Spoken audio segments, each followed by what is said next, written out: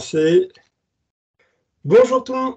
Bonjour tout le monde, bienvenue sur ma chaîne Le Bazar de la Voyance. Aujourd'hui, on se retrouve pour une vidéo avec Chen Dawa. Donc, comme vous le savez, aujourd'hui, on va faire une vidéo sur Louis XIV. Donc, Chen Dawa, je te laisse présenter la petite vidéo le temps que je me recentre, et puis c'est parti. Voilà, c'est moi qui dois meubler en attendant qu'il ait la connexion. Bon, enfin, non, pas vraiment. Alors, d'abord, bonjour à tous. C'est toujours un plaisir de faire tout ce travail pour essayer de vous donner quelques, je veux dire, informations qui sont peut-être vraies, en tout cas qui sont fournies par les moyens de l'astrologie et les moyens de la canalisation. Ce qui quelquefois donne des réponses très intéressantes. Pour ceux qui nous ont suivis, vous avez vu ce qu'on a déjà obtenu pour Jeanne d'Arc, par exemple, ce qu'on a obtenu, je veux dire, avec Napoléon, et ce qu'on a obtenu avec De Gaulle. Il y avait quand même des choses qui étaient bien surprenantes et que vous n'aviez pas vues ou lues ailleurs. Alors, notre idée, c'est ça, c'est d'essayer de développer un média où, grâce à la canalisation, grâce à, je veux dire, l'astrologie, et puis aussi le geeking, eh bien, on puisse s'approcher de la vérité d'une autre manière. Comme ça, bon, écoutez, c'est aussi une bonne distraction de s'intéresser à ça, mais aussi, quelquefois, c'est important d'être rassuré dans un monde où les flux de peur sont difficiles à annuler. Ça va être bon pour moi. Alors, voilà, on peut commencer. Ouais, c'est très bien. Voilà. Alors, donc, au début, on va un tout petit peu faire d'actualité, non pas parce qu'on veut faire de l'actualité, mais parce que nous pensons que on va relier d'une manière générale ce qui se passe ici, à la fois, vous allez être étonné, à la fois à Louis XIV, au monde de Louis XIV, mais aussi à ce qu'on a vu avec De Gaulle.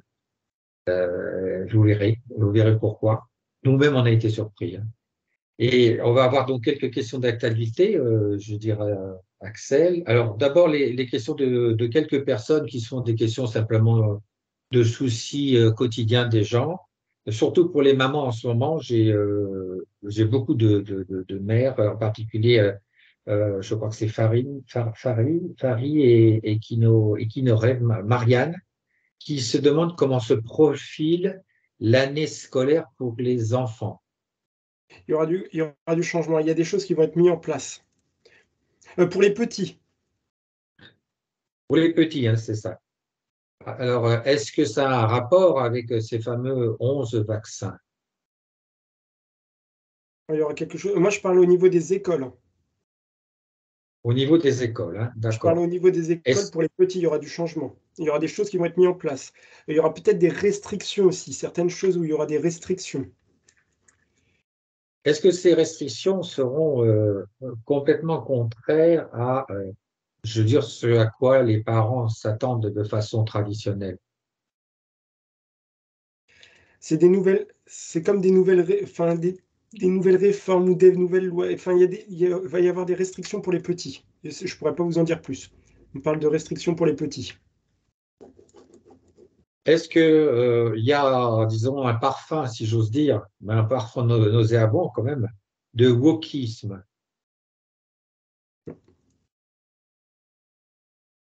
Non, je ne pourrais pas t'en dire plus. C'est pas encore quelque chose.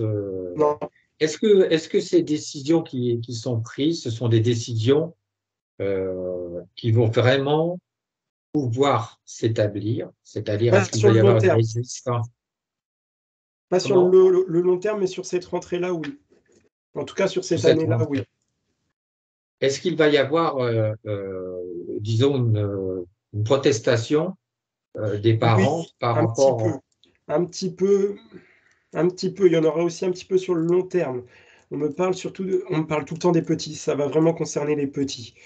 Euh, Ça sera sur cette année. Alors, ça va grogner, ça va aller aussi sur le long terme. Ça va grogner un petit peu sur le long terme. Disons que ça va un petit peu se calmer. Il y a des personnes ou des parents qui vont continuer de grogner, mais c'est vraiment que sur cette rentrée-là, j'ai l'impression. Alors, est-ce que c'est la rentrée en elle-même ou est-ce que c'est cette année scolaire où ils vont mettre des choses en place pour les petits? Alors, je pose justement la question, est-ce que ce qu'ils essayent de mettre en place cette année va pouvoir être, je vais dire, perpétué pendant plusieurs années, ou alors va Alors, durer il que y a des cette choses qui année-là? vont durer, oui, mais pas tout dans l'ensemble. Durer dans quel sens? Jusqu'à ce qu'il y ait un changement fondamental? Il y aura des règles qui seront enlevées, oui. D'accord. Je pourrais pas te dire Euh, changement fondamental, mais des règles qui vont s'enlever, oui. Ça sera est-ce positif pour que, les parents. est-ce que le décret ou la loi qui interdit maintenant aux parents de faire l'école aux enfants chez eux, est-ce que ceci va être vraiment sérieusement mis en place? Non. Il y a des Ou choses est-ce qui que ça pourront va être, l'empêcher. est-ce que ça viendra du Conseil constitutionnel? Il y a des choses qui pourront l'empêcher. Il y a des choses qui pourront l'empêcher, d'accord. C'est peut-être lié à la Constitution. Mmh. Il y a des oui. Est-ce qu'on peut dire que concernant les vaccins, s'il n'y a pas de consentement des parents, je veux dire, on ne peut pas. euh, Il y a des choses qu'on peut empêcher, encore une fois. d'accord. Parce que selon la loi, on ne peut pas forcer quelqu'un à prendre Oui. un vaccin. C'est des lois qui datent d'il Sauf- y a très longtemps. Mais est-ce qu'on pourrait, par exemple, si on crée un état d'urgence, un état de siège du pays, par exemple à l'occasion d'une guerre, est-ce qu'on peut à ce moment-là imposer les Non, vaccins? non. Même là, on ne peut pas. En tout cas, on me dit Très non. bien. D'accord. Donc, quel est le conseil qu'il faudrait donner aux parents? D'être extrêmement vigilants? Renseigner et unis. Ah, voilà, c'est ça. Est-ce que, voilà, je crois que c'est une chose qui est très importante. Alors, moi, j'ajoute Unis, une question toujours. ici générale par rapport à, je veux dire, tout ce qui se passe et les comportements des gens. Je crois que l'être humain, on sait qu'il a un instinct grégaire qui lui a été donné de par sa naissance et qu'il a aussi un autre instinct qui est l'instinct d'aller verticalement vers, par exemple, Dieu. Hein, chacun y met son mot, hein, c'est juste une expression.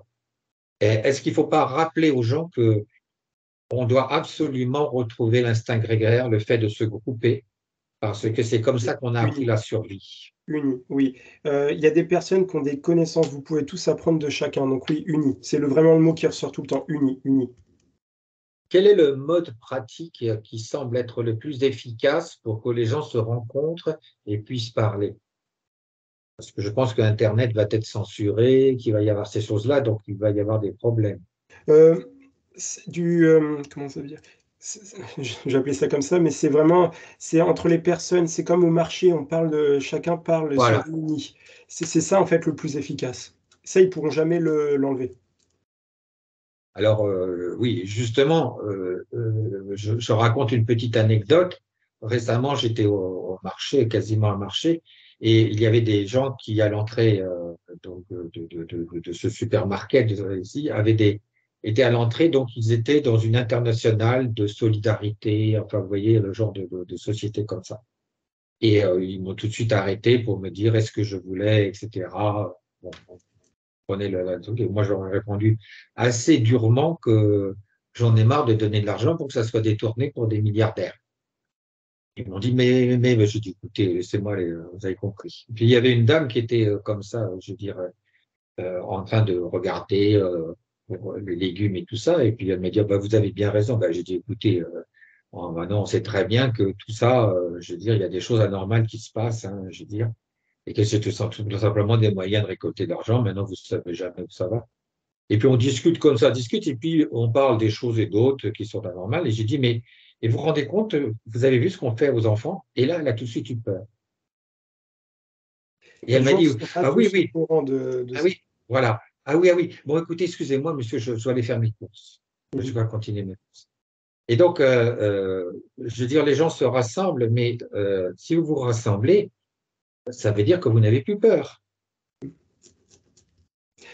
Alors, il y aura c'est Donc, comme, il faut un rassemblement, oui, mais de personnes qui sont un petit peu dans la même optique. On ne pourra jamais convaincre quelqu'un qui ne veut pas être convaincu. oui, ça, c'est la première leçon. Tu as tout à fait raison de dire ça, c'est très sage. Il faut maintenant, c'est plus la peine d'essayer de convaincre. Mais je crois qu'il faut être doux comme le vent pour laisser venir la vérité grâce à des explications logiques, des explications qui sont claires et qui petit à petit vont s'installer partout dans la société. Et c'est aussi un petit peu ce qu'on fait. Je veux dire, il faut penser à ça. Assaimer ou forcer les gens à croire autrement, ça les braque. Ça servira à Et rien. ils ont trop à perdre dans l'unité de leur caractère qu'ils ont construit. Mais petit à petit, oui. Comme on dit, petit à petit, l'oiseau fait son nid. La vérité, comme on dit, elle prend l'escalier, hein. Donc, il faut à ce moment-là écouter, parler avec beaucoup de calme et petit à petit d'exposer les choses, montrer comment ça se passe. Et c'est beaucoup plus efficace. Je crois aussi peut-être, je ne sais pas, est-ce que je suis là-dessus, mais quand on se rassemble avec les gens, il faut avoir quelque chose en commun, mais d'élevé, quelque chose qui relève d'une Il faut forme pas de être fermé. En fait, spiritualité. chacun arrive avec, c'est vraiment ce qui ressort, chacun arrive avec un niveau différent, avec des connaissances différentes. Et on est tous là pour apprendre, entre guillemets, de chacun d'entre nous. C'est ce qui ressort, en tout cas, c'est ce qu'on me transmet. Je pense que si on arrive comme ça à parler avec les gens, mais qu'on exprime une bienveillance en même temps que l'on parle, je pense qu'on se trouve dans une situation qui est beaucoup plus positive euh, pour permettre aux gens de s'unir. Il faut Mm. mettre la bienveillance, l'amicale bienveillance, l'amité bienveillance. Je n'aime pas employer le mot amour parce qu'il est utilisé à toutes les sources. Mais la bienveillance, on en parle beaucoup moins et c'est pourtant tellement simple. Je veux dire, c'est le fait que les Français sont très bienveillants. Vous savez, quand on les rencontre dans la rue, les gens sont très polis. Ils s'excusent si vous bousculez un peu. Je veux dire, ils vous laissent passer. C'est pas du tout, je veux dire, comment le chaos, hein. Vous avez les gens ont gardé ça, cette espèce de politesse française, cette espèce de bienveillance, de rendre service. Donc tout ça, c'est des petits gestes, mais c'est ça qui remet les gens ensemble. Mais Vous on voyez? en reparlera aussi de ce sujet-là par rapport, comme on va interroger, en tout cas l'époque de Louis XIV, on parlera aussi de cette époque où est-ce qu'il y avait une autre façon de communiquer, est-ce que les gens étaient peut-être plus unis? Ça serait intéressant aussi de poser ces questions. Oui, tout à fait. Ben, effectivement, on essaye d'être dans la même idée. Alors, je partais maintenant sur les questions plus générales, plus historiques. Il y a, je crois que c'est Marie-Claire qui me demande, la France va-t-elle disparaître ou va-t-elle renaître? Renaître. Voilà, renaître. Donc, renaître, ça signifie que ce qui disparaît, c'est ce qui est faux et qui permet à ce qui est vrai d'apparaître. Ce qui est vrai, Alors il est toujours attention, là, hein. tout ne va pas se faire d'un coup. Encore une fois, c'est pas du Oui, jour au par lendemain, tout va petites se touches. transformer. Oui. Voilà, exactement. C'est important de le rappeler, mais voilà, c'est pas tout d'un coup, c'est petit à petit. Dans les Vikings, il y a un hexagramme qui s'appelle le vent Swen, et qui dit que le vent, si vous l'observez bien, la plupart du temps, il est calme, il n'est jamais très très fort, mais partout, il se met partout, il transmet les graines, il transmet aussi l'humidité, il transmet aussi les informations, les bruits. C'est énorme, et vous voyez, on ne se rend pas compte, et pourtant, je veux dire, par le vent, je veux dire, tout change. Oui, Tu vois, par l'air et le vent. il y a aussi le rôle d'une femme. Il y a une femme qui va avoir un rôle très important par rapport à ça, au changement qui va arriver. On parle d'une femme, présence féminine. Voilà, c'était. D'accord. Est-ce que cette présence féminine est de l'ordre du monde politique, au contraire, d'une personne qui Non, sort de la autre. C'est société autre. solidaire? C'est C'est autre. une autre, hein? Ouais. D'accord. Ouais. Je n'ai plus de. Ah, si. Oh, ben non, mais j'ai la question. Bon, je la pose parce qu'on me l'a posée. C'est, je crois, j'ai mal écrit ton nom. Je crois que c'est Varinois, Varissois. Excuse-moi hein, si je prononce mal ton nom. Est-ce que quelqu'un s'inquiète de la loi sur l'immobilier, où les gens veulent nous prendre les biens, en particulier les fameuses réquisitions Il n'y en aura cas pas de tout ça. guerre? C'est des choses Donc, qui ce ne se sont mettront des, jamais en route. voilà. Alors, maintenant, si on veut étendre un petit peu le sujet pour essayer de se rapprocher justement, on va ainsi de se rapprocher de l'histoire et de Louis XIV et de Gaulle aussi.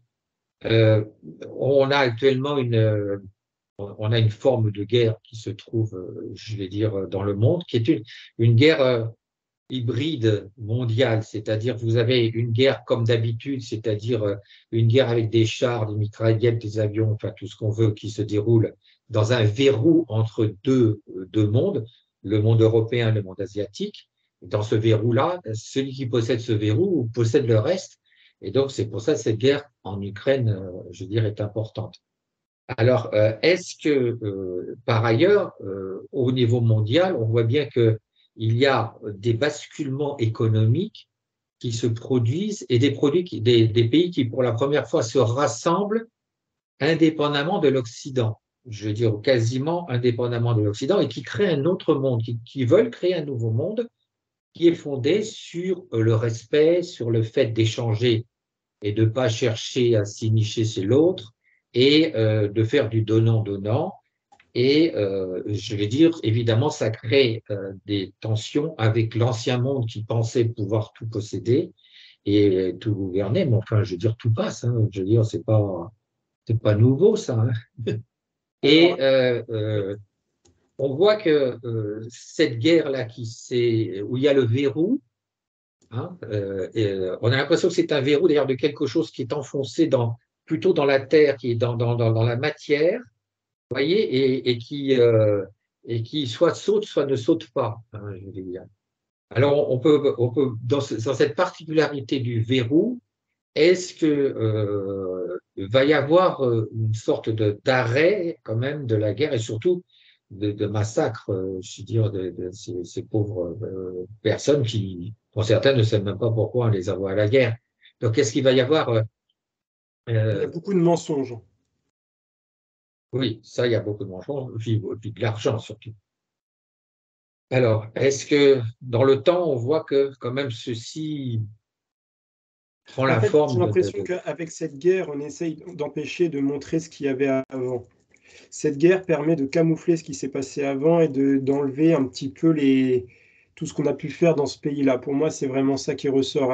Grâce à cette guerre, entre guillemets, ce qui s'est passé dans ce pays-là, on enlève, on fait disparaître les choses. Il y a les, beaucoup de pro- les, mensonges dans ce pays-là, de choses qui se sont passées. Grâce à cette guerre, entre guillemets, encore une fois, ça permet d'enlever ces choses-là. Est-ce que, une fois ces choses enlevées, ou du moins est-ce qu'on arrivera à un moment où ça s'arrêtera, ou du moins ça s'arrêtera suffisamment pour qu'on ait quand même une situation qui ne soit pas aussi, je veux dire, terrible? Est-ce qu'il va y avoir une étape vers la fin, voire éventuellement, je veux dire, des accords? Mais il y a déjà des choses, c'est juste qu'on nous ment, il y a des mensonges, mais il y a déjà des choses Alors, qui sont déjà en train d'être mis. voilà, j'avais consulté le Yiking. Le Yiking, à ma grand étonnement, me disait qu'il y avait déjà un accord en fait qui était acté entre les deux parties, si tu veux. Euh, alors, je vais dire, les deux parties, on voit bien, on a l'impression d'en voir trois, mais il n'y en a vraiment que deux parties. Un accord qui apporte une certaine joie. J'ai été surpris de ça. Est-ce que le Yiking s'est trompé ou alors est-ce que le C'est Yiking la voit Russie quelque chose? qui a remporté. D'accord. Certaines personnes s'inquiètent que ça crée, ça redémarre des guerres ou même prennent des risques de guerre avec d'autres pays européens, voire, alors il y en a qui parlent par exemple il y a des prédictions qui vous disent que la Russie va attaquer l'Europe, etc. Alors il y a des gens aussi qui préparent la guerre des États en Europe, qui prépare la guerre en préparant des lois, des programmations militaires dans différents pays, Il y a des des lois, hommes, ouais. ils construisent des hôpitaux militaires, ils nous parlent de la réquisition. Enfin, est-ce qu'il s'agit d'un jeu, Non, d'un pur c'est jeu pas un jeu. C'est-à-dire qu'il y a des hommes politiques qui la veulent, cette guerre. d'accord. C'est pas un jeu. Ça se fera pas, mais il y a des hommes, des personnages politiques qui veulent cette guerre. Alors, est-ce qu'ils veulent cette guerre parce qu'ils sont au bout du rouleau, c'est-à-dire c'est leur dernière solution pour tenir. Ils ne sont pas dans cette optique-là. En tout cas, pour moi, eux, ils le Oui. voient sous cette forme de montrer leur puissance. Ils ne sont pas dans l'optique de dire c'est la dernière bataille. Ils sont dans l'optique de montrer la puissance. Alors, leur puissance, mais on a quand même l'impression que ceux qui veulent montrer leur puissance ou la conserver, ou leur pouvoir, je veux dire, c'est des gens qui viennent de l'extrême ouest, enfin, si tu vois ce que je veux dire. On a l'impression qu'en Europe, je veux Il n'y a dire, on pas a que, affaire à des gens, pas que, pas que. Je parle de personnes, je ne parle pas de pays, je parle à de deux personnes. personnes. Ah oui, oui, oui, d'accord, deux personnes. Ah oui, alors là, donc, on revient, disons, à cette espèce d'organisation, je veux dire, de gens qui sont extrêmement riches, en fait, et qui veulent utiliser cette richesse et les moyens que ça leur donne Oui, pour mais, conserver. oui. Mais toutes les personnes, ou, entre guillemets, ces personnes qui veulent que cette guerre éclate, ou en tout cas empire, euh, les personnes qui sont autour d'eux ne sont pas d'accord avec ça. Ils sont un petit peu isolés. Ils sont même isolés dans leur plan. Donc c'est pour ça qu'ils veulent pousser la chose un peu plus loin, mais ils sont isolés, ces personnes-là.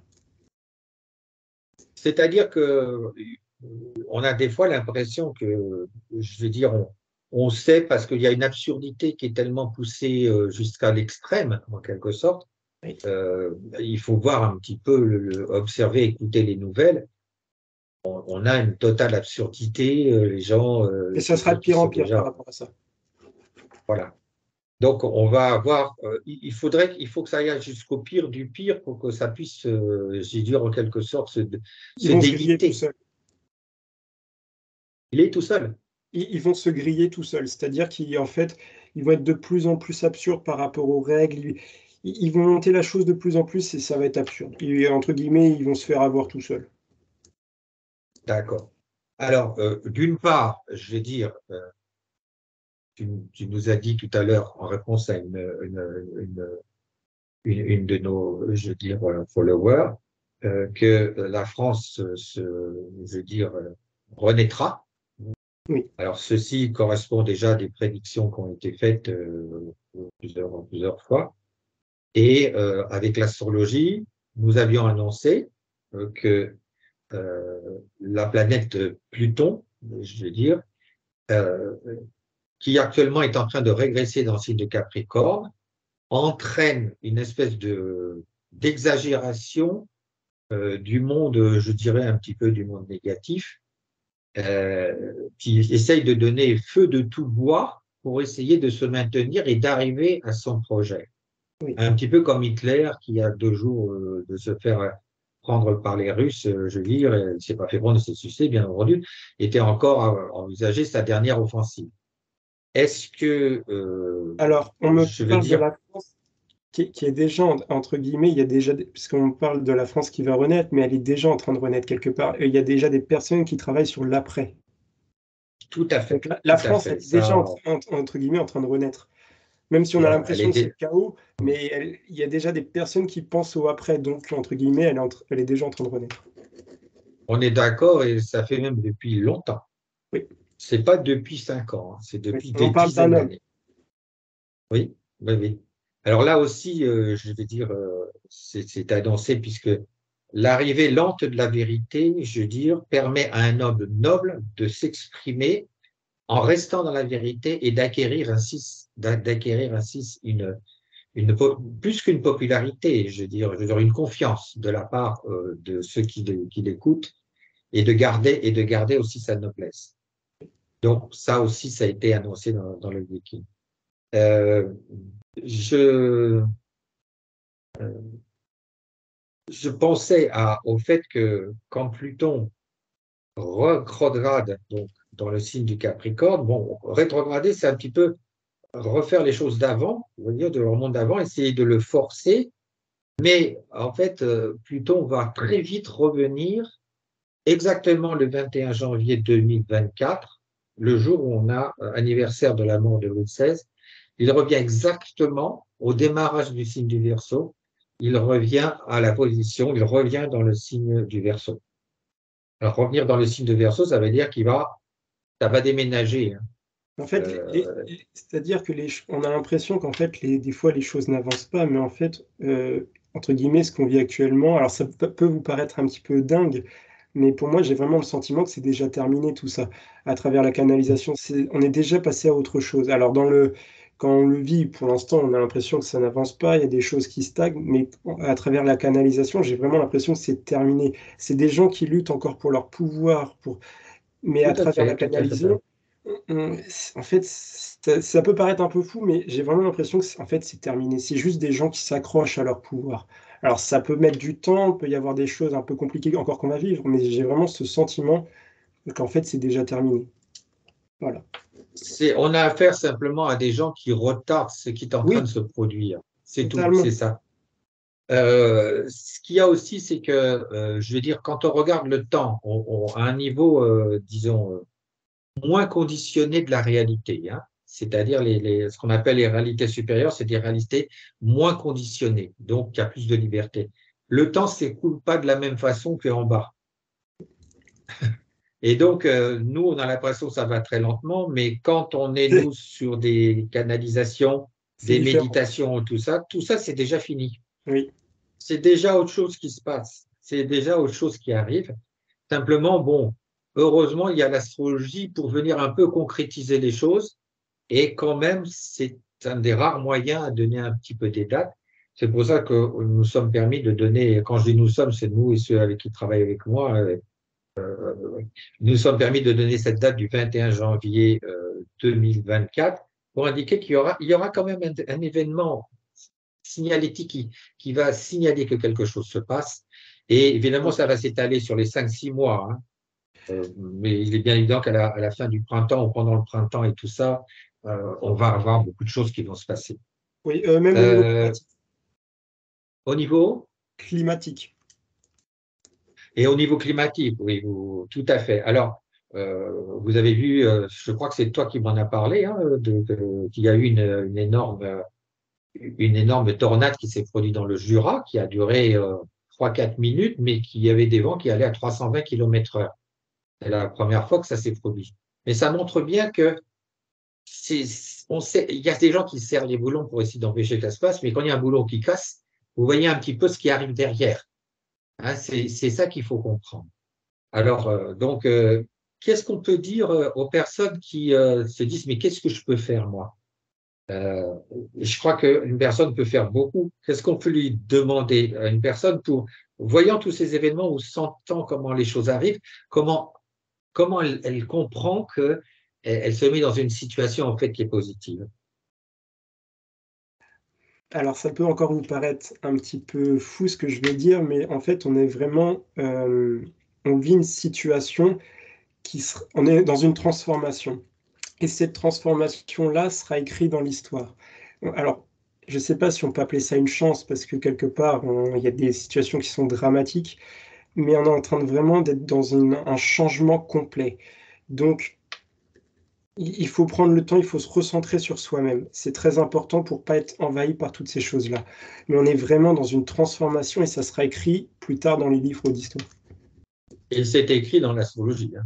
Là, je peux vous dire que, vous savez, ceux qui ne croient pas à l'astrologie, moi, ils peuvent faire ce qu'ils veulent, mais vous allez voir. Souvenez-vous, quand on vous a dit que le 23 mars, il se passait quelque chose dans le ciel et qu'il y aura un événement marquant qui ferait que tout va changer, vous vous souvenez, je ne vais pas le répéter ici, hein, il s'est passé quelque chose le 23 mars et vous avez vu comme tout d'un coup dans le monde, là, les choses ont changé. Le monde a basculé.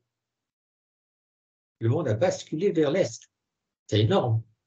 Complètement énorme. Alors, au niveau individuel, c'est reconnaître, voir en vous le changement qui est marqué. C'est-à-dire vous délivrer de ces pensées ou même de ces espèces de voiles qu'on vous a infligées et vous rendez-vous compte que vous êtes en train de changer, que quelque chose change. Et surtout, plus vous êtes lumineux, plus vous allez et vous travaillez avec des choses lumineuses. Si vous êtes lumineux et qu'il se passe des choses dans une ville, eh bien, vous allez aller prendre une route lumineuse tout à fait naturellement. Alors peut-être qu'à 20 mètres, eh bien, c'est en train de se bagarrer. Vous voyez, c'est ça, être lumineux, c'est aller là où il y a la lumière, c'est pas aller là où il y a l'ombre. Enfin, l'ombre, non, l'ombre, ça peut être très bien, mais je veux dire le dark. Voilà. On me répète depuis tout à l'heure, n'attendez rien des médias, hein. C'est toujours pareil, c'est toujours ça qui ressort. Oui, alors, oui, j'ai oublié, j'avais cette question-là. Il y a une loi qui va passer, qui va censurer tous les médias à partir du 25 août. Est-ce que cette loi va réussir Pourront pas tout, pourront pas tout censurer. en tout cas, Pareil, il pas tous les faudra être pays. uni. C'est toujours Voilà, pareil. On en revient à ce que j'ai dit tout à l'heure, mais même sur les personnes qui, ça peut être de la voyance, ça peut être des astrologues, il faut entre guillemets qu'on soit tous unis. oui, il faut se mettre ensemble, il faut parler ensemble, mais toujours doucement. Vous savez, Oui, la vérité qu'on exprime doucement est très puissante. mais même Et si on a des voilà, différences sur certaines choses, ce qui est très important, c'est d'être tous unis parce qu'on aura plus de visibilité, on aura plus de ces choses-là. Donc plus on est unis, alors je dis pas il y aura pas de censure, attention, mais ça évitera une trop grosse censure, entre guillemets. On aura plus de visibilité. oui. Et n'oubliez pas une chose, quand vous parlez de choses et que vous avez donc vous avez une compréhension, que vous sentez vers où est la vérité et que vous l'avez partagée avec d'autres, aussitôt vous avez un sentiment de joie. Et l'être humain doit rechercher la joie. C'est très important. C'est vraiment quelque chose qui vous nourrit et qui vous donne espoir et qui surtout, je veux dire, vous donne de l'énergie. Bon, la joie, c'est quelque chose qui est très agréable.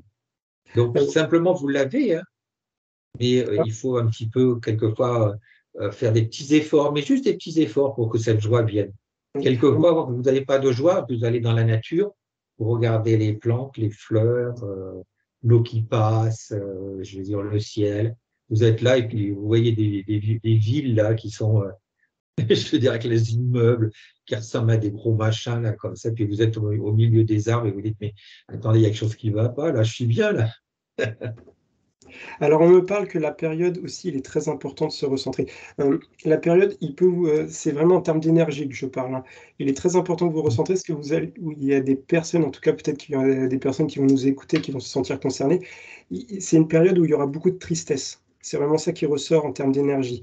Donc, il est important de vous recentrer. Si vous vous sentez vraiment, vous savez pas pourquoi vous êtes triste ou vous avez un sentiment de tristesse, c'est vraiment ça qui ressort. Recentrez-vous. C'est une période qui sera, voilà, ça va accentuer en fait ces, ces sentiments de tristesse, ces choses-là, ces émotions. Donc, important de vous recentrer. Voilà, c'était mon petit message en termes Oui, énergie. en astrologie, la tristesse relève du signe de la balance. Alors, pour quelle raison ça relève du signe de la balance? Eh bien, tout simplement parce que la balance, c'est le signe quand le soleil se couche. Et vous savez, quand le soleil se couche, quand vous regardez il se couche sur la mer et tout ça, vous avez comme ça une petite sensation bizarre, mais pas forcément de tristesse, mais si jamais vous n'êtes pas bien, ça peut verser vers la tristesse. En fait, je veux dire, c'est simplement parce que la lumière se diffuse. Et donc, se diffusant, vous ressentez une petite obscurité de ci, de là, et ça vous met un petit peu. La tristesse est associée, non, c'est pas forcément associé à la peur. C'est se dire, mais quand même, comme pourquoi le monde, les gens sont comme ça? Pourquoi, vous vous posez des questions, pourquoi? Pourquoi on fait souffrir les gens? Pourquoi c'est cela? Donc, c'est ça qui vous amène la tristesse. Alors, je veux dire, il faut jamais oublier que tout concourt à l'équilibre général de l'univers. Et si vous regardez les choses partiellement, vous allez toujours être effrayé et vous dire, mais pourquoi ça? Parce qu'on ne sait pas en fait que pourquoi un truc se produit ici, comme on dit vérité en France, mensonge en deçà des Pyrénées. Vous voyez? Donc pensez à ça, c'est souvent cette pensée qu'on a. La tristesse est associée à une bonté qu'on voudrait bien exprimer. Mais voilà, donc pensez-y, hein, je veux dire, et faites venir la joie et vous dites que bon, bah ouais, le soleil va se coucher, puis demain je me réveille et puis il y a le son du coq qui va Oui. nous éveiller. Alors, c'est pareil. Alors, je repars au niveau énergétique. J'ai plein d'infos par rapport à ça. Euh, En Oui, ce moment, voilà, ça va être la période où vous allez potentiellement vous sentir triste, ou voilà, ça va être une période un petit peu compliquée par rapport à ça. La période de joie va arriver après. C'est pour ça que je vous dis, il est important de vous recentrer maintenant. Voilà, c'était non, mais ma on est petite en plein, séquence énergétique. on est en plein dedans parce qu'il faut qu'on trouve des moyens. Donc, nous, ce qu'on fait, c'est qu'on échange avec d'autres personnes et après, je veux dire, on partage avec vous ce qu'on nous a dit, ce qui nous a permis de comprendre, etc. Parce qu'on a vu que ça marchait, que les gens comprenaient mieux comme ça, hein. Donc, on n'est pas en train de faire des gourous. Des gourous, hein. Est-ce qu'il est temps de passer à Louis le XIVe? Je pense que c'est une bonne idée. Là. Alors, avec Louis le XIVe, on aborde quelque chose qui est énorme. C'est quelque chose qui est énorme. Alors, on va commencer au fond au plus simple ici, et vous allez voir que dès le début, il y a quelque chose qui se passe. Alors, Louis XIV, je veux dire, est né le 5, si je ne me trompe pas, septembre 1638. Ça fait il y a longtemps. Et on peut considérer que le temps, ça veut dire que c'est loin. Mais vous savez, c'est juste une illusion, hein, le temps. Alors, il y a une chose qui s'est passée, c'est que vous savez que son père, c'était Louis XIII, et Anne d'Autriche était donc évidemment mariée avec Louis XIII. Ils ne s'entendaient pas très bien, et donc, si vous voulez, ils n'allaient pas faire beaucoup poum-poum, hein, si vous voyez ce que je veux dire. Et ça a duré 22 ans. Et ils se sont aperçus que s'ils n'avaient pas un héritier, quand même, c'est un peu gênant. Ils souhaitaient en avoir un. Et eh bien, ils ont arrêté de faire chambre à part. Il s'est passé des événements. Alors, je vais te donner deux événements. L'événement qui a entraîné la naissance, évidemment, de Louis de Dieudonné. C'est le prénom, hein, avant qu'il devienne Louis XIV. Eh bien, il y a eu deux événements. Et entre ces deux événements, les historiens ne tranchent pas ou alors ils ne veulent pas trancher. Alors, pour arriver à je veux dire, à ce qui a fait cette naissance, il s'est trouvé qu'un jour, Louis XIII, revenant de chasse, a été pris par un terrible orage. Il a, le plus court chemin pour se réfugier a été d'aller chez sa femme. C'est très drôle, mais c'est Anne d'Autriche. Donc, il s'est réfugié chez Anne d'Autriche. Et puis, comme il était imprévu, ben, les autres lits n'étaient pas prévus, hein, par les valets, puisqu'ils ne devaient pas venir. Et donc, ben, il restait que le lit d'Anne d'Autriche, qu'il devait partager avec Anne d'Autriche. Et puis, ben voilà, je veux dire, ben après, Louis XIV, Louis XIV, enfin, je veux dire, qu'on va appeler pour l'instant Louis de Dieudonné, est né. D'accord? Donc, voilà ce qui s'est passé. Ça, c'est la première version. Mais il y a une deuxième version qui est beaucoup plus intéressante. Alors, c'est que le couple, voyant qu'il n'avait pas d'enfant, a intercédé auprès de Dieu par l'intermédiaire de frère Fiacre auprès de Notre-Dame des Grâces. Et donc, Fiacre a fait 3 neuvaines. Alors, je pense que beaucoup savent ce que c'est que les neuvaines. Pendant 9 jours, ce sont des séries de prières, etc., avec des certains rituels pour obtenir des choses. C'est très puissant. Quand les gens sont très sincères, c'est très puissant.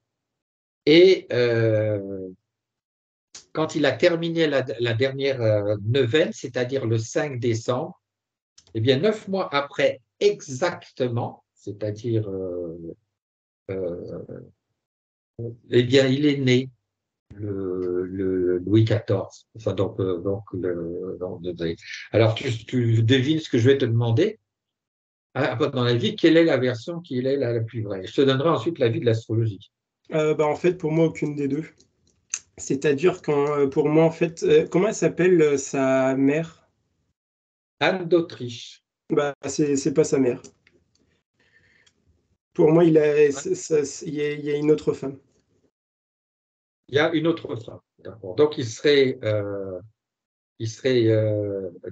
pourtant, je veux dire, après, il y a eu quand même le frère, son frère qui est né après 2 ans après, qu'on a appelé Monsieur Philippe d'Orléans, hein.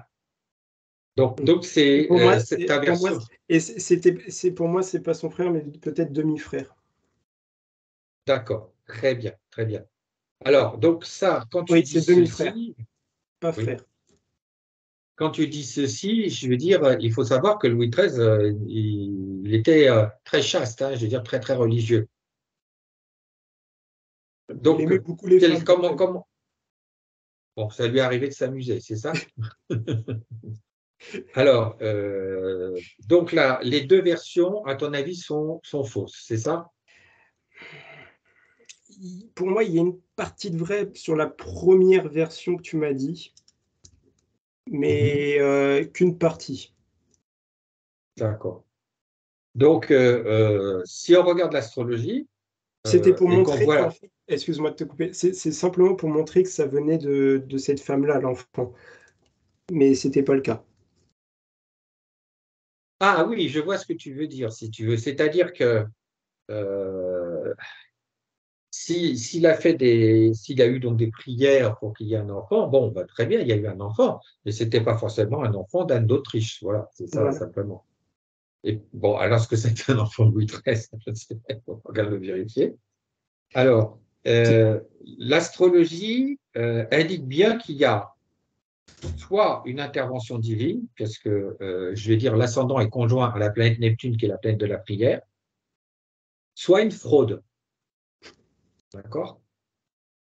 Donc, à vous de choisir, puisque on n'a pas, avec la médiumnité, avec l'astrologie va pencher plus sur les deux neuvaines, hein, si vous voulez.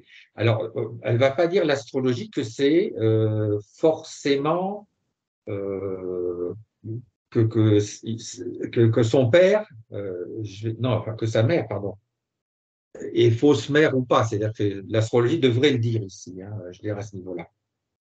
Alors, il y a pas d'indice à ce niveau-là. Il y a juste quelque chose d'un peu curieux. Mais par contre, il y a soit quelque chose qui vient de la prière, soit quelque chose qui est une fraude. Voilà. On va donc pas aller plus loin, puisque pour l'instant, on ne peut pas répondre à la question ici, hein.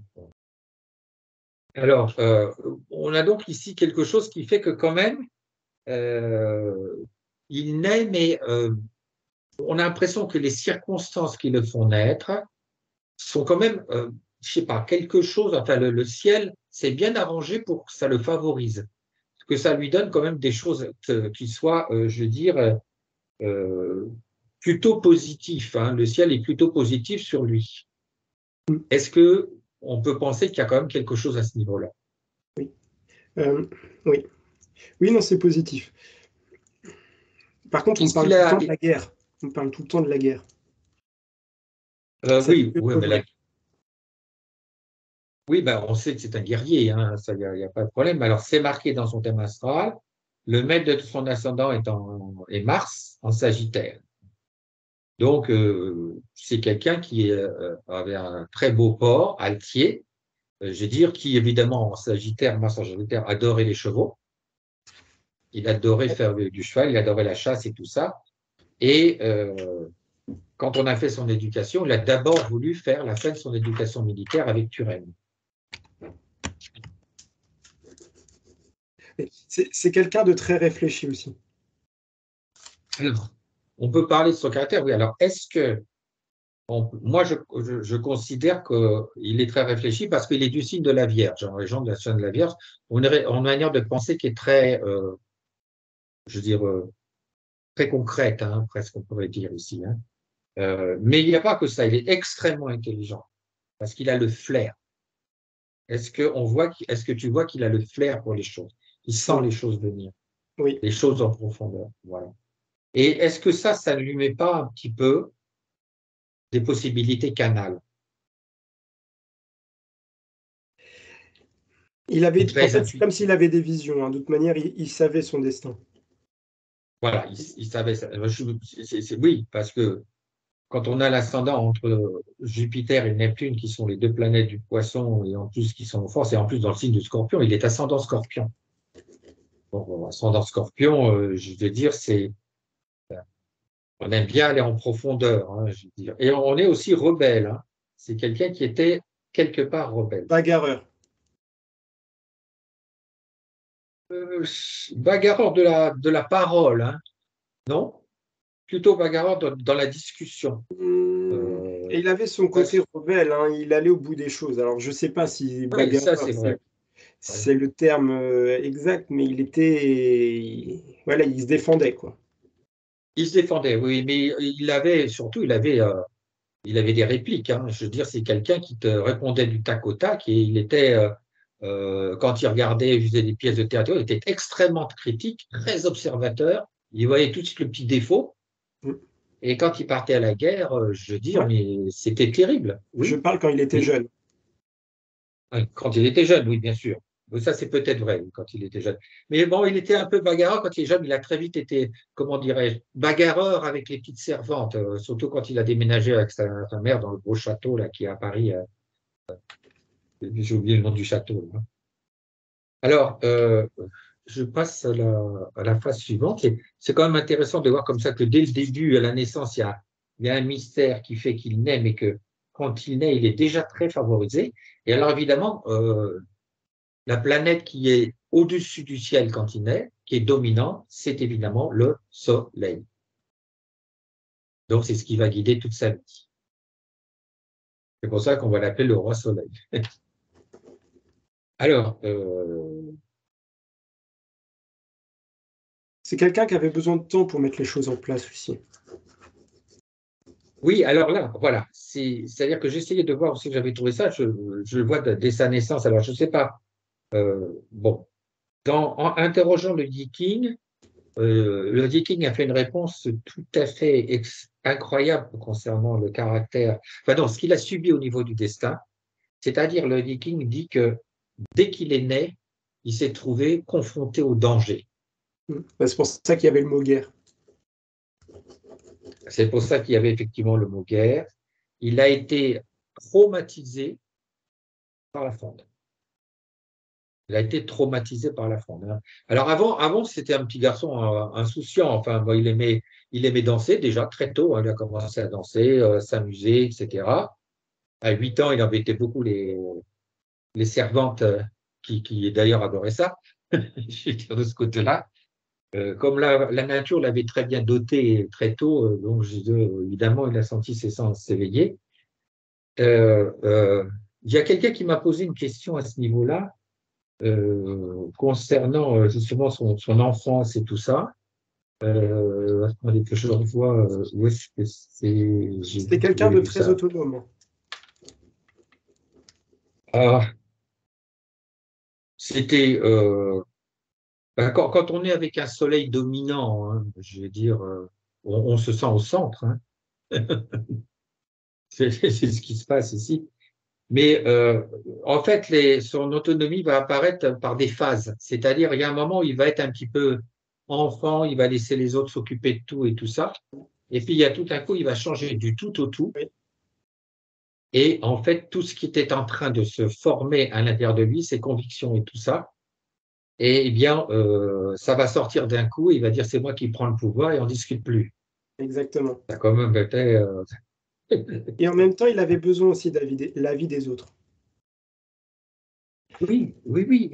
Ça, alors, tiens, très intéressant. Bon, quand on lui a fait son éducation, il est bien évident que, tu sais qu'après 7 ans, comme on dit, les enfants, dans la tradition, je veux dire, on dit qu'on les passe aux hommes.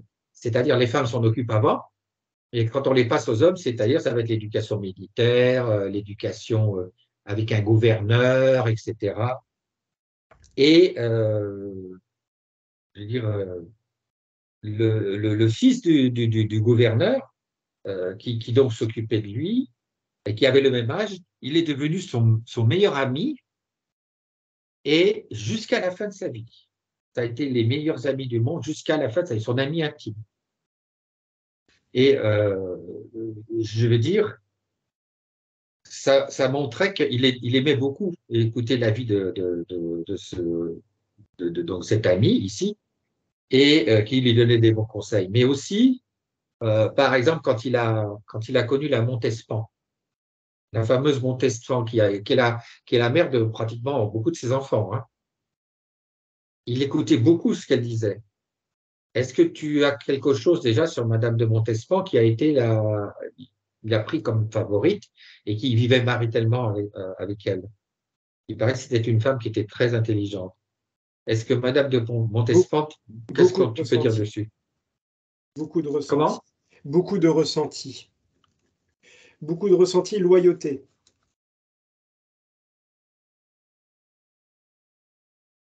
loyauté, ce qui va faire que ça va faire redoubler quand va y avoir l'affaire des poisons,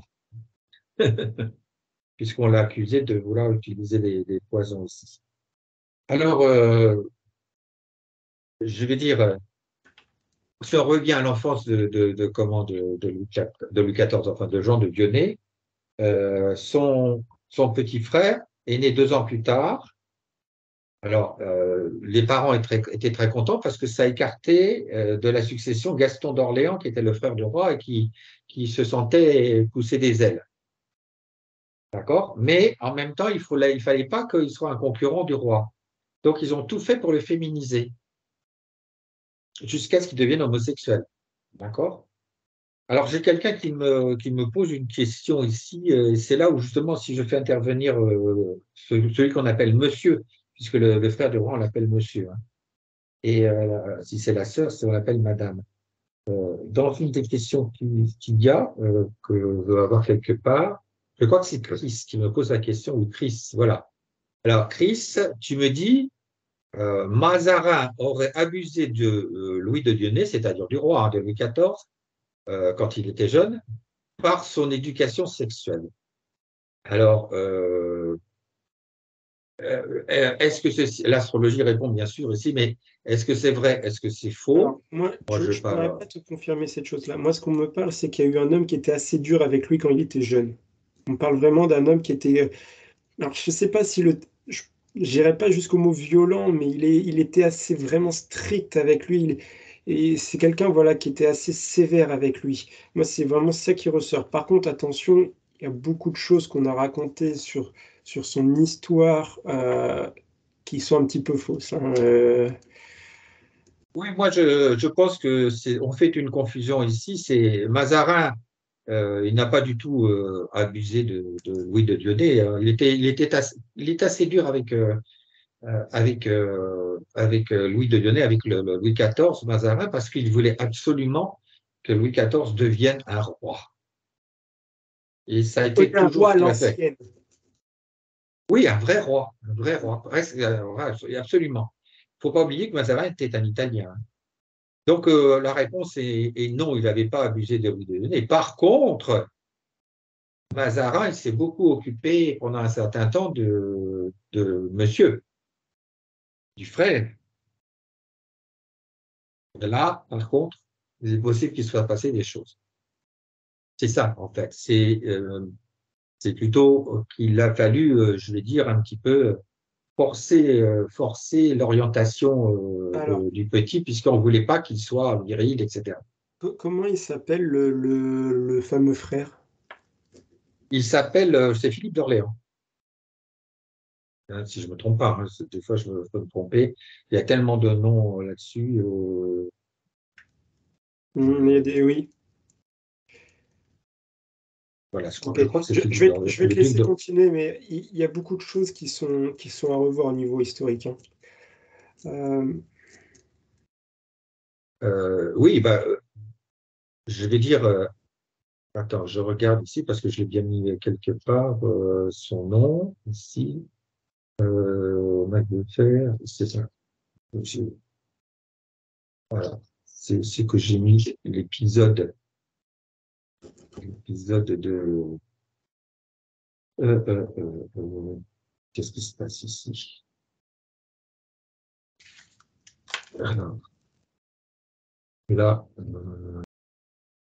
alors, n'hésitez pas dans les euh, commentaires si vous avez des infos à nous partager. Peut-être qu'il y a des personnes qui ont énormément de connaissances à ces sujets, ou peut-être des personnes qui ont des anecdotes que ce n'est pas écrit dans l'histoire, en tout cas dans les livres historiques. N'hésitez pas à les partager dans les commentaires et peut-être à parler entre vous, parce que peut-être qu'il y a des personnes qui peuvent nous apprendre encore des choses ou permettre de développer encore plus ce qu'on a dit dans la canalisation. Donc voilà, n'hésitez pas à nous le dire dans les commentaires. voilà, oui, c'est bien Philippe d'Orléans, hein, tout à fait, hein. Son nom, c'est Philippe Oui, d'Orléans, d'accord? il y a bien quelque chose au niveau sexuel, il y a eu des choses. Alors bon, ce qui est sûr, c'est que Philippe d'Orléans, je veux dire, on l'a poussé à devenir homosexuel, hein, ça, c'est aussi connu. Mais que Mazarin ait un peu poussé la chose parce qu'il voulait tout simplement l'écarter de la possibilité de devenir roi, parce qu'en fait, monsieur, plus tard, était quelqu'un qui, je veux dire, aimait beaucoup aussi la guerre, et il gagnait des batailles, enfin, je veux dire, il était très courageux, et ça déplaisait à Louis XIV. Donc, c'est vraiment faussement qu'on l'a fait tourner en quelque sorte comme ça, hein. Alors, bon, il y a aussi une histoire assez étonnante à ce niveau-là. Bon, on en reparlera ici. Je regarde ici. Par contre, en ce qui concerne Louis XIV, alors non, lui, il a eu l'éducation que donnent les femmes, l'éducation sexuelle que donnent les femmes, c'est-à-dire qu'on envoie une femme expérimentée, je ne sais plus si c'était une comtesse ou autre, qui d'ailleurs était borgne. Alors, on avait fait exprès d'apprendre moche pour pas qu'il s'attache à elle, et qui lui a appris toutes les belles choses qui peuvent se passer entre un jeune homme et une femme. Voilà. Et ça lui a tellement plu que il lui disait de revenir. Et c'est là que bon, Louis XIV a commencé sa vie amoureuse qui a été très, très, très, très remplie. Je veux dire, Et il il aimait avait une séduire. tendance à aller un peu vite. Comment? Il aimait séduire. Oui, ça c'est sûr que ce côté-là, je veux dire, il avait lui-même un magnétisme, hein, je dis, il faut voir une chose.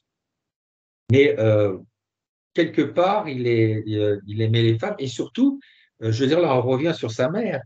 Quelle est l'importance de sa mère dans le début de sa vie, le début, parce qu'à un moment, à 22 ans, il a fait comprendre à sa mère que c'était lui qui commandait.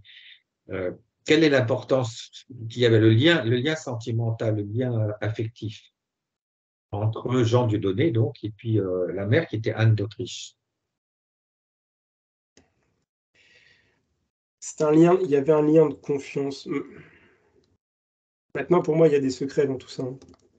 Je reviendrai à ce que j'ai dit tout à l'heure, hein, mais il y a des choses non dites. Ah ben, oui, certainement, mais de toute façon, il faut savoir que, je veux dire, Louis XIV, c'est un des personnages historiques les plus secrets qui soit. Oui, mais Et même son histoire a été vraiment, modifiée. voilà. Donc, C'est pour ça que après ça, c'est compliqué de vous donner beaucoup de détails sur certaines choses, parce que ce qu'on écrit dans les livres d'histoire, il y a des choses qui ont été arrangées, il y a des choses qui ont été modifiées, euh, même par rapport à son frère. Le frère n'avait enfin, caché des lourds secrets, hein, qu'on peut retrouver encore aujourd'hui chez certains hommes politiciens, qui fait scandale aujourd'hui. oui, Je ne oui, vais pas oui, je rentrer vois dans ce que les tu veux dire. détails, mais il y Non, a non, on a compris. je pense que Hélas, tout le monde a compris. voilà, tout à fait, oui. Ben, de toute façon, quand il y a eu l'affaire des poisons, bon, il était impliqué l'affaire des poisons, il y a deux phases, hein. Il y a la phase où on a je veux dire, cette femme noble qui utilise des poisons pour éliminer sa famille et gagner de l'argent, et qui donc après se fait exécuter, pas couper la tête, parce que c'était une aristocrate, donc on l'avait pas fait la roue, et mais qui sait pourtant, je veux dire, qui a révélé tout bon, dans un fameux coffret où elle a avoué tout ce qu'elle a fait, etc. Mais malgré qu'elle a tout avoué, on l'a quand même fait avoir la torture. On lui faisait boire de l'eau en quantité, voilà. Bon. Des gentilles tortures. Et bien, après, donc, lui ont coupé la tête parce que c'est ce qu'on faisait aux nobles quand il fallait les punir. Alors, je reviens ici à ça s'est passé ici. Je suis un petit peu perdu dans mes papiers, mais ça va venir ici. Alors, Le frère n'a il pas a un bon parcours, hein. après, comment? Le frère, il est assez spécial, hein. Ah, on sait un petit peu l'histoire parce que si tu veux, il était bon, bah, il était très relié à des choses sataniques, hein, il faut dire la vérité. Il y a des êtres qui étaient liés à ça. Donc, ça a créé tout un courant, je veux dire, qui s'est répandu en France jusqu'à notre époque. Ah bah ça oui, Voilà. ça je te le confirme, il y a des choses qui sont restées, oui. Voilà. Donc, c'est quand on parlait du côté dark ou de Louis XIV, des fois on a l'impression qu'il a abandonné ça à son frère en quelque sorte, je veux dire. Bon, ça on peut rien on ne peut rien y faire. Alors, une chose qui était importante, c'est la mort de son père. Il a 4 ans et demi. Il devient donc Louis XIV, le roi Louis XIV, à 5 ans. Alors, à 5 ans, il ne peut pas gouverner. Mais alors, il y avait, comment il s'appelle, Louis XIII, qui se méfiait de sa femme et aussi de Mazarin. La femme s'entendait bien avec Mazarin, si tu vois ce que je veux dire. Enfin, bon, on se demande encore ce qui se passait. Et Louis XIV a fait un testament. Il a créé un conseil de régence, donc contrairement à la tradition. C'est-à-dire un conseil de régence parce qu'il voulait bloquer l'influence à la fois de Mazarin et de sa femme sur Louis XIV. Alors, Anne d'Autriche a fait casser le conseil de régence. Pourquoi l'a-t-elle fait casser? Est-ce que c'était pour avoir le pouvoir avec Mazarin ou alors est-ce qu'elle pensait que c'était mieux pour son fils? J'ai du mal avec le mot fils, hein. Pour moi, c'est avec. Avec donc celui qu'elle va faire devenir roi. Alors, je vais te demander de reposer la question différemment parce qu'avec le mot fils, ça marche pas. Alors donc Anne d'Autriche fait casser, si tu veux, le testament de Louis XIV qui voulait que ça soit le Parlement avec des tas de gens, etc., qui s'occupent de la régence. Elle le fait casser. Elle fait casser donc pour pouvoir avoir le pouvoir avec Mazarin, le pouvoir de la régence. Donc est-ce Et que se quelle est protéger aussi quelque part. pour se protéger eux-mêmes? Oui, et se Mais protéger. quand même, elle avait l'air de vouloir beaucoup s'occuper de gens de Dieu donné. Je dis gens de donné, on a compris qui c'est. Oui.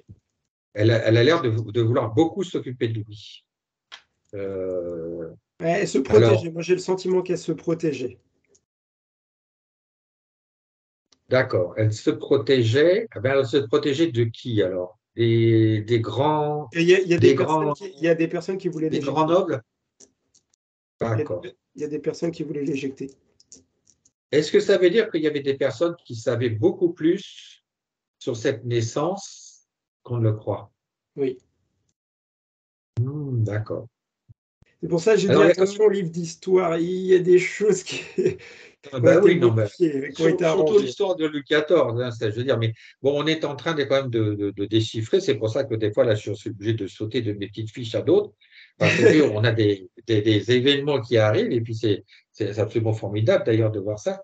Alors, ce qui est amusant, c'est vrai que quand je regardais le thème astral, j'étais un peu gêné quand je regardais ce qu'on appelle le caractère de la mer, quoi. Il y avait quelque chose qui allait pas. Et justement, il y a une lune noire qui est là en plein dedans, qui vient, je sais pas, qui vient changer les choses. Il y a un grand mystère quand même, hein. On découvre tout d'un coup qu'il y a un grand mystère sur quelqu'un qui quand même a un thème très fort. C'est-à-dire, c'est un thème, on a vraiment une prédestination. Le ciel avait décidé que ça soit cette personne-là. Est-ce qu'on peut pousser plus loin? Est-ce qu'on peut dire que Bah, pour moi, euh, il y a quelques. Alors, encore une fois, ça peut vous paraître bizarre, mais pour moi, il n'y a pas de mystère. C'est quelqu'un le d'autre, ça, mystère. sa mère. Voilà. Mais est-ce que le mystère, enfin, est-ce que ça veut dire qu'en fait, si tu veux, le ciel tenait absolument, si j'ose dire, hein, tenait absolument à ce que cette personne qui voulait soit celle qui devait Oui, succéder? Est-ce qu'on peut interpréter les choses comme ça? il devait jouer son rôle. Voilà. Donc, ici, donc, non, je dis ça parce que, je veux dire, la France ayant un destin qui est toujours relié au ciel, Oui, il et devait le jouer ciel qui son est rôle. très, voilà, le ciel, comme je dis l'autre fois, souviens-toi que on avait dit que celui qui est au pouvoir en France, je vais dire, c'était quelqu'un d'autre qui devait être mis. Donc, Oui, on a vraiment le ciel qui décide toujours, quoi. oui. Et bon, on Toujours a fait avec un plusieurs choix options. avec plusieurs options. Voilà. Mais ici, apparemment, il n'y avait pas plusieurs options parce que c'est tellement fort. Ce thème est très fort, hein, je veux dire. Alors, bon. Anne d'Autriche, donc, elle devient régente et elle donne tout de suite le pouvoir à Mazarin. Alors, ça fait jaser. Protégé. Mazarin, c'est quand même un Italien. Donc, les gens se disent, mais pourquoi ils mettent un Italien comme Premier ministre? C'est-à-dire, les gens se posent la question. J'ai toujours le protégé. Pour protéger Anne d'Autriche Hmm. ou pour s'occuper du Elle se s'occuper protégeait. Je parle de son côté à elle, attention. Elle se protégeait. Mais bon, je pose une question ici. Est-ce que Anne d'Autriche, est-ce qu'elle savait que c'était pas Oui, son vrai fils? oui. Oui. Ah, voilà. Tout est là. Parce que, euh, je vais dire, on a l'impression que quand on voit ce qui se passe, c'est qu'elle sait énormément, elle a tout fait pour qu'il ait la meilleure éducation qui soit pour devenir roi, aidée par Mazarin. C'est-à-dire il y avait une complicité avec Mazarin pour faire de Louis XIV un grand roi. Mazarin était là-dessus, il était presque dur avec Louis de Dienay pour ça, parce que bon, il y a l'histoire où il est devenu amant de sa fille et Mazarin lui a dit, mais tu es là pour devenir un roi, hein, alors tu ne vas pas commencer, tu vois. Hmm. Donc, est-ce qu'il y a quelque chose ici à ce niveau-là? C'est que ce couple Anne d'Autriche, Mazarin, je veux dire, savait qu'il fallait qu'il s'occupe de cet enfant et il savait que cet enfant n'était pas. Protégé. Voilà. Je peux pas t'en dire plus, c'est toujours ça qui ressort. Oui, donc voilà, non, mais c'est intéressant parce que dans l'histoire après, je veux dire, c'est que il a laissé gouverner jusqu'au bout Mazarin. Il n'a pris le pouvoir que quand Mazarin est mort. Donc il y avait quand même quelque chose, je veux dire, avec le caractère qu'il avait. Alors, c'est là que donc il avait 5 ans, donc 5 ans, 6, 7, 8, etc. Il déménage alors du palais du Louvre. Alors apparemment au palais du Louvre, il s'ennuyait. C'était pas, le palais du Louvre n'était pas très beau, hein, c'était sombre, il n'y avait pas beaucoup de jardins. Est-ce que quand il était au palais du Louvre, il était triste ou Il voulait est-ce faire qu'il autre chose, hein. C'était quelqu'un qui aimait bouger. ah bah ça il pourra le faire parce qu'il déménage au palais cardinal, tu Hmm. vois. Et là, je peux te dire qu'au palais cardinal, il s'en donne à cœur joie avec les femmes de chambre, hein. Qu'il soit jeune, hein. Oui. C'est peut-être de là qu'il a tiré sa réputation. Enfin, c'est ce que dit Saint-Simon, hein. Il y avait on parle d'une très jeune femme, oui. Voilà, voilà, c'est ça, oui. Alors, je passe dans le fil ici. Quand il, euh, quand il est là-bas, donc il a à peu près, il reste, ben, il y est toujours quand il a 9 10 ans. Donc déjà à 9 10 ans, c'était un petit homme, hein, déjà à 9 10 ans. Il faut bien voir ça, hein. Je veux dire, il avait déjà très belle allure, il avait déjà la musculation, hein, et il faisait beaucoup de sport, hein. Les chevaux, tout ça, ça le passionnait. Donc Oui. il était déjà à ce niveau-là. Les seules choses qu'il n'aimait pas beaucoup, c'est faire des études, hein. Mais en fait, c'était quelqu'un qui aimait bouger, il aimait pas rester en place. Et puis il aimait la danse, effectivement. Oui, effectivement, il était capable de faire du cheval toute une journée sans s'arrêter. Oui. Pour une sacrée endurance, hein. Quand même le fait. Alors, il y a évidemment la première épreuve de sa vie, épreuve politique, c'est-à-dire la fronde. Alors, en fait, la fronde, c'est pas contre le roi, il a 10 ans quand même, hein, mais c'est contre Mazarin. C'est-à-dire toute une grande partie de la noblesse et tout ça, et ben ils veulent renverser Mazarin parce que tout simplement, je veux dire, Mazarin ne fait pas ce qui leur plaît. Alors donc on a ici, c'est amusant parce qu'on peut penser que tous ces nobles, c'est comme les oligarques, là, les milliardaires. Et puis le Parlement, il se met aussi contre Mazarin, vous voyez. Donc, on a une situation en France qu'on connaît bien. Les gens riches, le Parlement, le roi. C'est déjà ouais, une première ressemblance avec des choses qui se sont reproduites dans l'histoire. Hein. Et bah, dans cette première fronde, eh bien, tout simplement, je veux dire, Mazarin, ben, il est, il est destitué, il est obligé de s'enfuir, hein, je veux dire. Et dans ces cas-là, et toute cette histoire de la fronde a duré 5 ans. Donc quand même, c'est bon. Alors donc, on a donc, je veux dire, c'est cette première situation, et ça dure pas très longtemps, parce que, je veux dire, le Condé, là, qui évidemment est le chef, qui était le chef de l'armée, hein, eh bien, je veux dire, il ne se comporte pas très très bien à Paris avec les Parisiens, il est très autoritaire, il est très cruel, etc. Bon, voilà. Et à ce moment-là, Mazarin arrive à prendre des alliances avec les grands du royaume et à revenir au pouvoir. Alors, je vais très très vite hein, parce que l'histoire de la fronde, c'est tellement long. Ils ont fait des dizaines de films, etc. Donc, tout le monde est un petit Ah, peu au grand. juste, Mais je oui, pense qu'on pourra faire un tome 2 de cette chose-là, parce que c'est vrai qu'il y a tellement de sujets à aborder, tellement d'anecdotes ah oui, à sortir. Et je pense qu'on fera un tome 2, donc n'hésitez pas à nous dire ce que vous en pensez, s'il y a peut-être même des thèmes historiques que vous voulez apporter que vous voulez qu'on aborde par rapport à Louis XIV, n'hésitez pas à nous le dire dans le tome 2. Voilà, c'était mon petit oui, message. oui, oui. Non, mais c'est vrai. Donc, c'est pour ça que j'essaie de résumer pour les gens qui découvrent Louis XIV. Il y a des gens qui n'ont jamais connu Louis XIV aussi. Oui.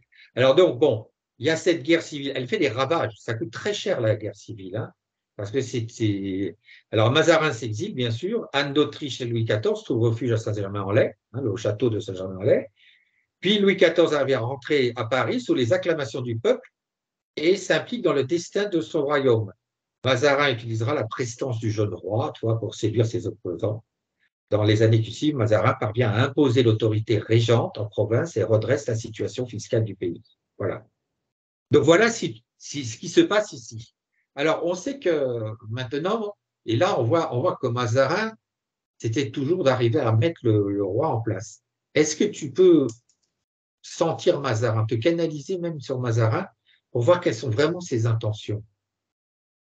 Je t'avoue que je pourrais pas. Je pense qu'on va faire un tome 2 parce que ça commence à faire 1h15 que je suis en canalisation. Donc, D'accord, je vous avoue que là, je commence à avoir moins de ressenti. Donc, je pense qu'on fera un petit tome 2. Et puis, donc, d'accord. certainement dans la semaine qui suit, où on vous l'annoncera, n'hésitez pas à nous le dire. Et bah, dites-nous ce que vous en pensez dans les commentaires déjà de ces premiers opus de Louis XIV. Et puis, Alors, j'espère. Vas-y, je te on laisse. va dire, on va dire effectivement qu'on s'arrête à la fronde. Et ça tombe bien parce qu'on s'arrête à une étape ici, c'est-à-dire 1654. Mazarin, je vais dire, bien sûr, aide Louis XIV pour qu'il soit sacré roi de France et de Navarre à la cathédrale de Reims, puisqu'il a l'âge, pour avoir, pour être roi, sacré roi. Voilà. Donc, on va s'arrêter à là. C'est vrai qu'on a pris un sujet qui est énorme. On a déjà avancé sur beaucoup de choses. On a trouvé des failles pas possibles auxquelles on ne Ouais. s'attendait même pas. Que je vois ici se recoupe, mais aussi il y a des choses avec l'astrologie. Bon, on savait que ça serait énorme, mais quelque part, c'est quelque chose que un Français doit savoir. C'est-à-dire qu'on a affaire à un personnage spécial, unique, et, et il ne vient pas complètement d'une façon génétique par ses parents, mais qui a l'air de plutôt venir du ciel, quelque part, mais pas forcément, mais il y a quelque chose à dire. Donc on s'arrête là, et puis on va dire, on reprend ça plus tard. Alors, vos commentaires, bien entendu, parce que vous comprenez que là, je veux dire, on est dans une histoire qui est passionnante et on espère que vous allez continuer à suivre l'épisode 2. Exactement. On s'y attendait un peu, hein, d'ailleurs. Oui, et puis c'est un personnage qui est très complexe, qui a tellement de choses à dire. Donc c'est vrai que c'est bien de faire en plusieurs parties. Donc voilà, n'hésitez pas à partager la vidéo, de nous dire ce que vous en avez pensé. Si vous avez des anecdotes sur certains sujets, n'hésitez pas à le mettre dans les barres des commentaires. Et puis voilà, je pense que ça sera pas trop mal. Voilà, oui, oui, c'est très bien parce que c'était tellement intense que même je sens que la canalisation que tu as dû faire t'a énormément fatigué. Tu te trouves à… Non, mais je te le vois, hein, je le vois, mais je le sens. Mais ce que je sens, c'est que tu es passé au niveau de force très puissante. Ouais. Ah, C'est quelque chose. Hein? j'avoue que cette canalisation était très intense dans le sens où il y avait tellement de détails, il fallait chercher, il y avait eu des ressentis qui étaient très forts. On a parlé aussi énergétique au début de la vidéo. Donc c'est vrai que c'est une vidéo qui demande beaucoup d'intention, d'énergie. Donc c'est vrai que c'est mieux de le faire en plusieurs étapes. Mais il y a pas vraiment, on en avait parlé d'ailleurs, on Oui, l'avait déjà dit, hein. Et en plus, au fond, ce qu'il y a, c'est que c'est pas étonnant qu'on soit avec des énergies si puissantes parce que on est à une période où les énergies sont en train de… exactement. Voilà, c'est ça, hein. Donc, est-ce que vous ressentez ça aussi, vous, je veux dire, avec ces histoires d'énergie? Parce que nous, on le ressent, hein, je peux vous le dire, même moi, Ouais. je le ressens. D'ailleurs, j'étais un peu comme toi, je me dis, on va pas pouvoir tourner jusqu'au bout. On a fait même pas, je sais pas, 10-15%. Bah, c'est pour ça. C'est-à-dire que Donc je moi, pense j'ai travaillé là-dessus, j'ai des jours, mais j'ai des papiers partout, j'ai des… Voilà. Donc, je lui ai dit tout à l'heure, j'ai dit, je ne pourrais pas le faire, on va voir. Bon, alors, écoute, en tout cas, c'est intéressant parce qu'on part ouais, quand même, c'est un gros truc là, hein, voilà. exactement. Donc n'hésitez pas à nous le dire dans les commentaires surtout. Allez, Voilà. Et puis, à bientôt, et puis, bonne fin d'après-midi à ouais, tous. Allez, au allez, revoir. au revoir.